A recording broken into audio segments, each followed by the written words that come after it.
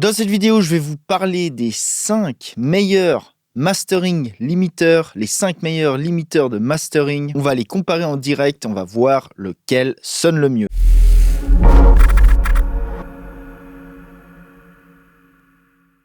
Je tiens juste à dire un truc, c'est que l'ordre dans lequel je vais vous présenter tous ces limiteurs ne veut rien dire. Ok, vous allez voir petit à petit que finalement, ils ont tous leur pour, leur contre, et que c'est finalement les tools indispensables pour avoir ce dernier petit polish comme ça, pour faire de la musique actuelle en 2022. Premier limiteur dont je veux vous parler, le classique. Je pense que celui-là, tout le monde le connaît, il n'y a pas de surprise. Pro L2 de FabFilter, super limiteur, il est super customisable, il peut s'adapter absolument à tout type de matériel. De manière générale, c'est un limiteur qui est très clean, qui est très du côté lisse et clean de la force. Et voilà, Pro L2, ça fait partie, je pense, vraiment des must-have dans les limiteurs. Un petit pro tip pour le Pro L2, je vous montrerai ça en fin de vidéo. Vous pouvez aussi faire du clipping avec le Pro L2. Actuellement, pas beaucoup de monde, je pense, est au courant de ça. Donc voilà, suivez bien toutes ces vidéos pour voir ça à la fin. Deuxième limiteur, Limitless de DMG Audio. Donc Limitless fait partie de ces limiteurs un peu usine à gaz avec énormément de paramètres, super customisable de nouveau. On peut autant faire des trucs super crunchy, grosse distorsion, que des trucs super lisses, super clean. Vous avez une option de clipping intégrée dans Limitless qui est,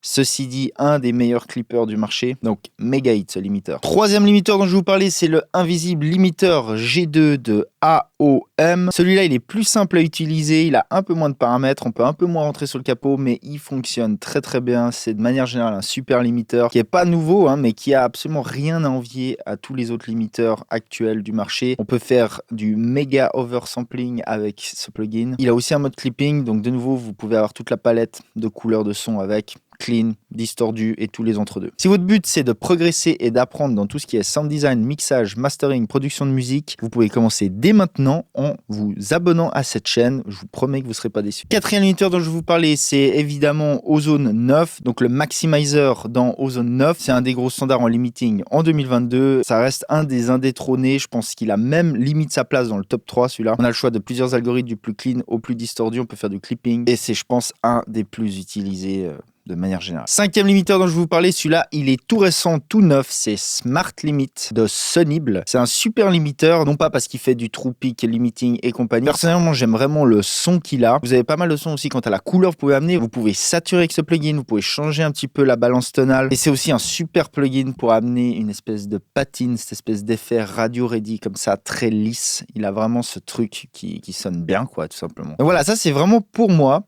les 5 meilleurs limiteurs du marché. J'en ai énormément d'autres, j'ai pour ainsi dire quasiment tous les limiteurs du marché. Il y en a plein d'autres que j'utilise quotidiennement aussi pour mixer, produire, sound designer et compagnie. Mais en termes de mastering, en termes de transparence, de polish que ça amène sur un master, c'est vraiment mes 5 préférés. Ceci dit, lâchez-vous dans les commentaires si vous avez d'autres limiteurs que vous adorez, dont vous ne pouvez pas vous passer. Mettez-moi tout ça dans les commentaires. Je m'arrête 30 secondes juste pour vous dire que si vous souhaitez soutenir ce channel, ces vidéos que je vous fais sur YouTube, vous pouvez aller voir sur mon Patreon. J'offre différents services. Vous pouvez me payer un petit café. Vous pouvez aussi obtenir des services tels que d'avoir des feedbacks de vos mix ou de vos productions et un service de coaching personnalisé. Vous pouvez aussi souscrire à ce channel et ainsi accéder à des heures et des heures de vidéos exclusives de mixage, sound design, mastering, production de musique, le tout enregistré en direct. N'hésitez pas pour ça, vous pouvez cliquer sur les boutons rejoindre en dessous des vidéos. Ok, donc maintenant on va aller mettre un petit peu à l'épreuve ces 5 limiteurs. On va voir un petit peu qu'est-ce qu'ils ont dans le ventre. Ok, donc pour faire ce test que j'ai fait, c'est que j'ai fait 5 pistes. Ok, sur chaque piste, j'ai la même loop de drums. J'ai pris une loop de drums parce que concrètement, c'est un bon moyen de voir tout simplement comment réagit un limiteur par rapport aux transients, comment il retient le punch, est-ce qu'il amène des saturations sur le kick. Il faut savoir, c'est que la loop, elle est normalisée à 0, elle a une valeur pic maximale de 0 dBFS et dans chaque limiteur, j'ai rajouté 7 dB en entrée. Donc, je vous fais écouter la loop un petit coup peut-être sans aucun limiting, comme ça vous voyez un petit peu à quoi ça ressemble.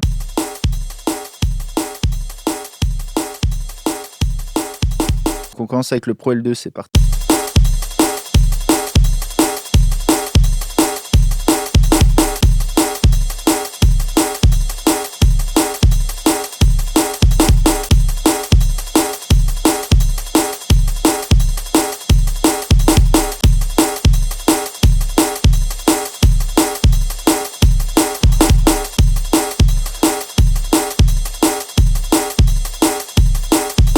Ok, donc ce que vous pouvez voir, c'est que c'est très similaire en termes de son. Ce sont vraiment tous des limiteurs qui s'adaptent super bien à tout type de contenu. Évidemment, je les ai tweakés. Par exemple, ici, dans Pro L2, j'ai choisi le mode punchy, j'ai ouvert l'attaque à un release assez court. Dans Limitless, ici, j'ai énormément de paramètres avec lesquels je peux vraiment faire changer le son, avoir des choses plus ou moins distordues, plus ou moins punchy. Et ici, j'ai vraiment essayé de matcher au max, par exemple, le son de Pro L2. Pareil sur Invisible Limiter, j'ai aussi tweaké un peu les réglages d'attaque, de release. Et je suis ici, par exemple, en mode clip. C'est pas du réel clipping, c'est vraiment un entre-deux entre du limiting et du clipping, par exemple, dans ce limiter. Sur Ozone 9, j'ai choisi le 4e algorithme, le ISRC4, en mode transient, qui est vraiment personnellement un de mes préférés, et j'ai rajouté du transient emphasis, ce qui fait que on a vraiment ce punch qui est maintenu. Et dans Smart Limit, j'ai aussi tweaké l'attaque et le release pour obtenir au mieux ce que je voulais. Pour tout ce qui est de retenir le punch, pour retenir les transients, pour garder un maximum de sensations de transients, pour moi, vraiment,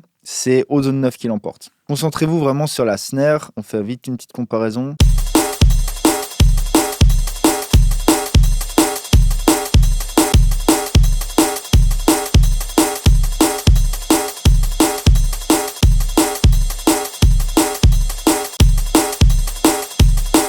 Bref, je pense que c'est clair, là c'est indéniable. Ozone 9, c'est celui qui vraiment garde le mieux le punch sur la snare. Donc dans ce cas précis, par exemple, sur cette loop, pour moi, c'est Ozone 9 qui l'emporte. Donc là où je veux en venir avec tout ça, c'est qu'au final, chaque limiteur a vraiment ses points forts, ses points faibles. Ce serait vraiment trop long dans cette vidéo de tous les énumérer et de faire une comparaison de ouf entre tous ces limiteurs. Ce que je veux vous retenir de cette vidéo, c'est que vous voyez qu'au final, c'est 5 limiteurs qui sont vraiment dans la compète, c'est-à-dire que concrètement, ils sont plus ou moins tous capables de la même chose suivant comment vous les régler, suivant le matériel que vous allez mettre dans ces limiteurs, mais que de nouveau, c'est vraiment au cas par cas, à la track par track, c'est-à-dire que suivant les tracks, par exemple quand je fais des mastering, je vais pas forcément utiliser toujours les mêmes limiteurs ou toujours les mêmes combinaisons de limiteurs. Des fois ce sera plutôt Pro L2 qui va gagner, des fois ce sera Limitless, des fois ce sera Ozone 9 et des fois ce sera des combinaisons de plusieurs limiteurs à la chaîne suivant le résultat souhaité et le loudness aussi voulu. Mais ceci étant dit, c'est vraiment les 5 qui sortent du lot par rapport à tous les autres. C'est vraiment avec ces 5 outils que vous pouvez obtenir le meilleur polish, le meilleur loudness tout en restant le plus clean possible. Ok, et chose promise, chose due, comment utiliser Pro L2 comme un clipper. Donc le premier truc à faire, c'est de mettre un look ahead à 0 millisecondes. On veut qu'il soit le plus instantané possible. On peut déjà voir juste la différence avec et sans.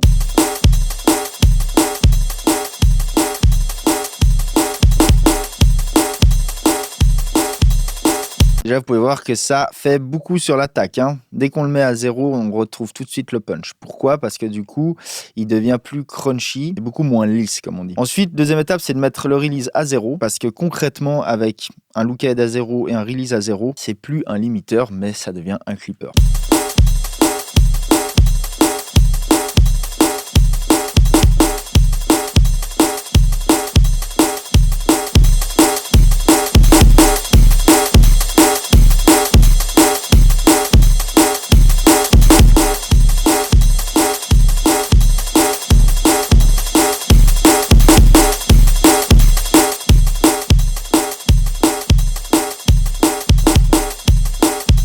Et vous voyez que c'est de cette manière-là que vous pouvez retenir le mieux le punch. Après, attention, ce genre de réglage peut vite amener de la saturation et beaucoup de coloration. Par contre, de faire 1-2 dB juste pour couper les premiers pics avec ce genre de réglage fonctionne très bien. C'est un petit tips que j'ai pour vous. Donc voilà, si vous souhaitez apprendre des choses sur le mastering, je vous conseille 2 vidéos ici. Vous avez qu'à checker ça. Donc voilà les gars, j'espère que cette vidéo vous a plu. À plus. Ciao.